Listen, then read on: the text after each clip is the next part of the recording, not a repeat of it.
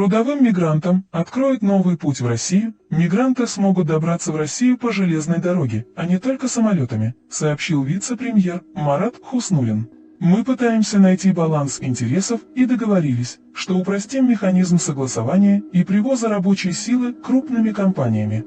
Вышло изменение в регламенте, сказал он на Петербургском международном экономическом форуме ПМЭФ.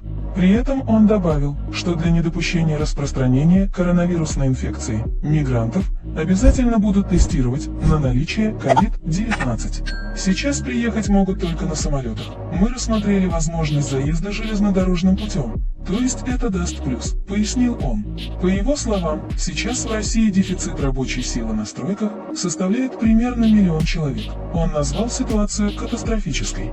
Из-за этого цены на трудовые ресурсы в России выросли на 50-100%. Между тем, руководитель столичного департамента экономической политики и развития города Кирилл Портов заявил, что около 7 тысяч трудовых мигрантов в ближайшее время приедут в Москву по заявкам 13 компаний.